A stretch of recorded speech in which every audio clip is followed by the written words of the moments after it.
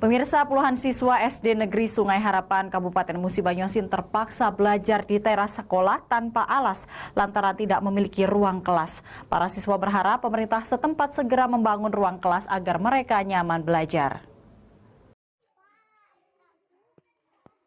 Puluhan siswa-siswi Sekolah Dasar Negeri Sungai Harapan, Dusun 4, Desa Ulak Paceh Jaya, Kecamatan Lawang Wetan, Musi Banyuasin ini terpaksa belajar di teras sekolah lantaran tidak memiliki ruang kelas.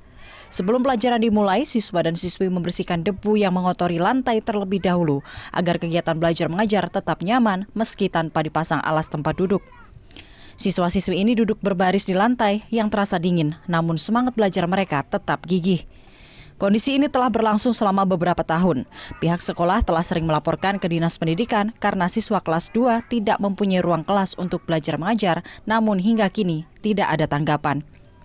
Para siswa 1 jam lebih duduk di lantai sembari mengerjakan pelajaran. Jika kelas 1 sudah pulang, mereka baru bisa masuk dan duduk di bangku di dalam kelas tersebut. Belajarnya di lantai nih. Susah tak? Susah tak? Susah ya? Dingin juga tak? Berapa lama kalau belajarnya di luar ini?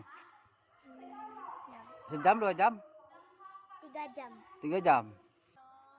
Wakil Kepala Sekolah SD Negeri Sungai Harapan, Saari, menyatakan untuk ruang kelas 2 saat ini memang belum ada gedung. Kondisi ini sangat ironis mengingat anggaran Kabupaten Musi Banyuasin lebih dari 3 triliun rupiah. Itu sudah lama minta dibangun lokal, Pak.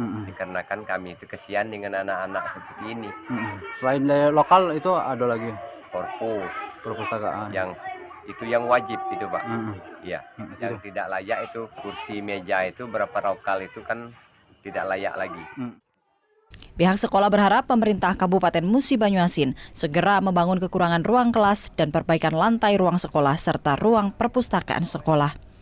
Dari Musi Banyuasin, Edi Lestari, iNews melaporkan.